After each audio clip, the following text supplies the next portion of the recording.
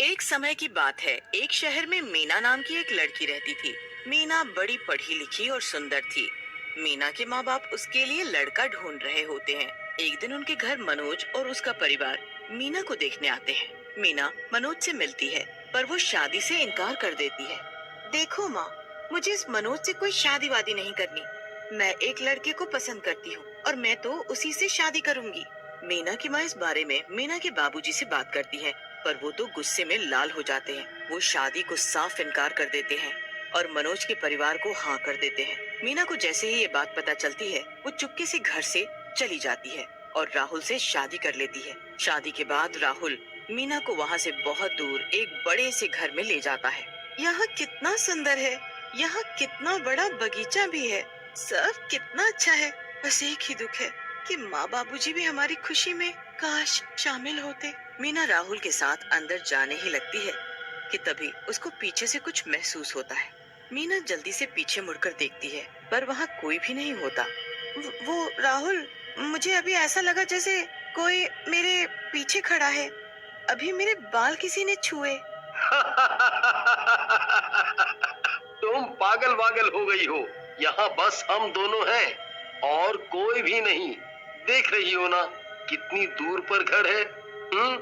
हाँ, तुम सही बोल रहे हो, शायद हवा चली होगी। दोनों अंदर चले जाते हैं। उसके बाद राहुल तो सो जाता है, पर मीना को कुछ अजीब सा महसूस होता रहता है। जब भी उसकी आंख लगती है, तभी उसका हाथ एकदम हिलता है और उसकी आंख खुल जाती है। पूरी रात मीना के साथ ऐसे ही होता रहता है। ऐसा ही करते करते सुबह हो जाती है। मीना उठ जाती है और बाथरूम जाती है। मीना अपना मुंह धोकर अपनी शक्ल शीशे में देख रही होती है कि तभी उसको शीशे में अपने पीछे खड़ी एक औरत दिखती है, जिसके चेहरे पर काले लंबे बाल लटक रहे होते हैं। राहुल, राहुल, राहुल!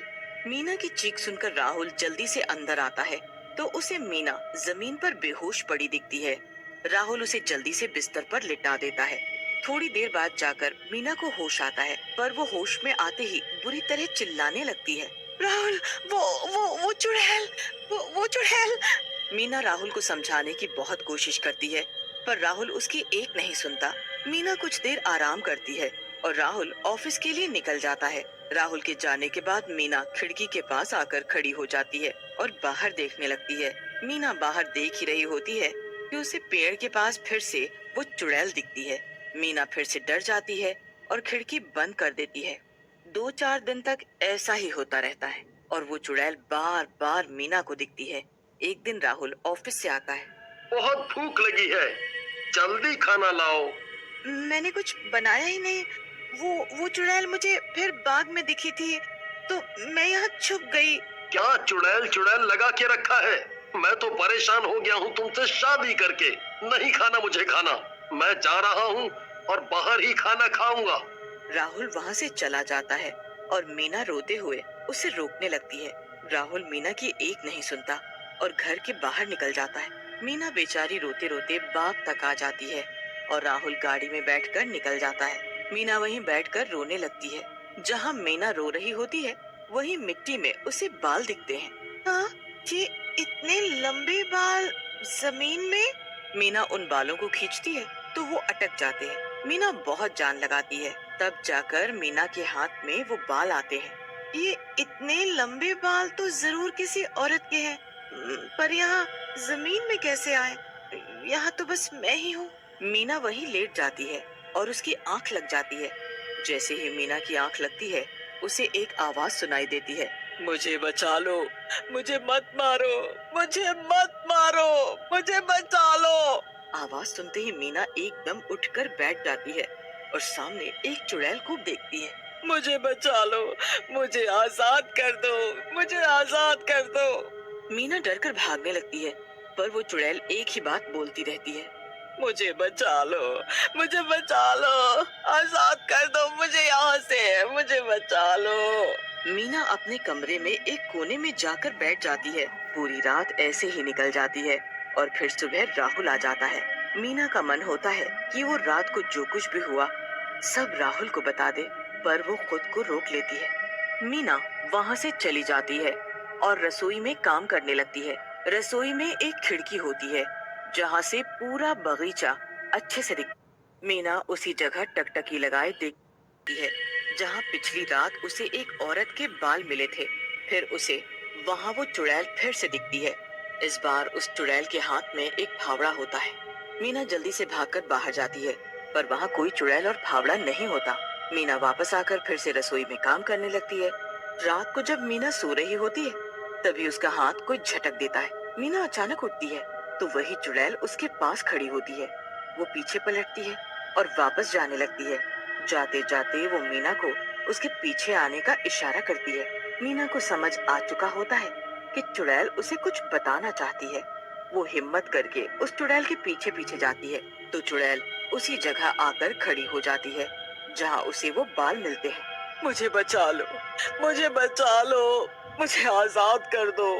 इतना कहकर चुड़ैल फिर से गायब हो जाती है।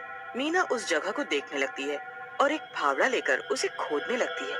खोदते खोदते काफी वक्त हो जाता है कि तभी उसे कुछ महसूस होता है तो उसे सामने एक लड़की की लाश बड़ी बुरी हालत में दिखती है। मीना पहले तो डर जाती है, पर फिर उसकी नजर उसके लॉकेट पर जाती है। मीना डरते हुए वो लॉकेट हाथ में लेती है और उसे खोलती है। उसमें राहुल के साथ लड़की की फोटो होती है। ये लाश, ये फोटो, ये कौन है? ये सब क्या है? ये तुम्हारी लाश?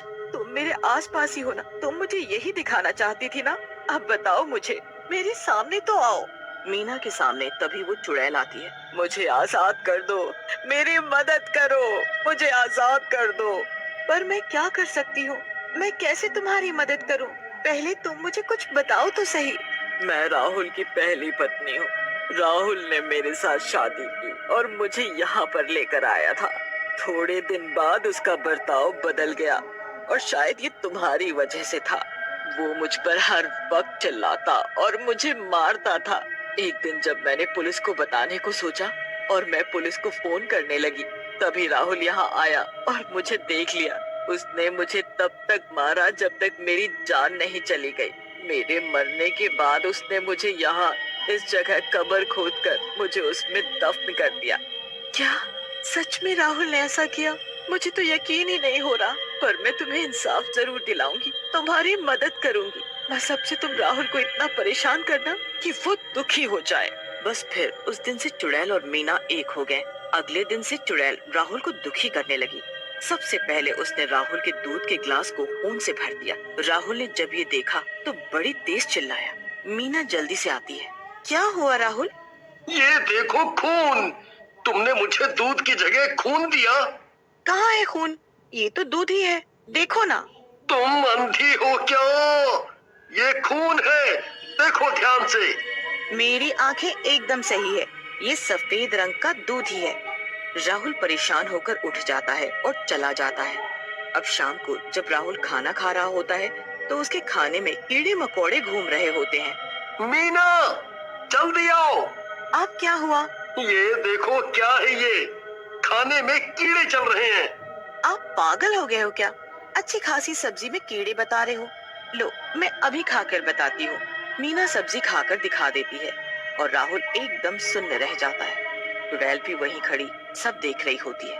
राहुल के साथ हर वक्त ऐसी चीजें होती रहती हैं। धीरे धीरे राहुल की दिमागी हालत बिगड़ने लगती है। वो फिर डॉक्टर के पास जाता है तो वहाँ भी चुड़ैल उसे परेशान करती है कि डॉक्टर को भी यही लगता है कि राहुल पागल हो गया है। नहीं नहीं, मैं पागल नहीं हूँ। जी बिल्कुल, आप पागल थोड़ी हो, आप तो बहुत समझदार हो।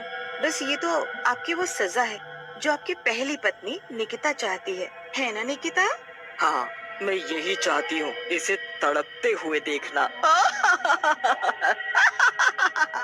राहुल चुड़ैल को देखकर और निकिता का नाम सुनकर कांपने लगता है। अब क्यों डर रहे हो? मैं हूँ निकिता, तुम्हारी पहली पत्नी। मीना को अब सब सच पता है। अब तुम बिना पागल हुए भी जिंदगी भर पागलों के साथ रहोगे और अपने किए की सजा भुगतोगे। एक दिन राहुल सच में पागल हो जाता है। वो हर जगह, हर दीवार पर एक पत्थर से यही लिखता है कि मैंने अपनी पत्नी को मार डाला। चुड़ैल को अब शांति मिलती है और मीना वही अकेली जिंदगी जीने लगती है। कुछ सालों बाद मीना को एक दिन मनोज दिखता है। मनोज ने अभी तक शादी नहीं की होती। मीना की मनोज से दोस्ती हो जाती है। मीना मनोज को सब सच बता देती है।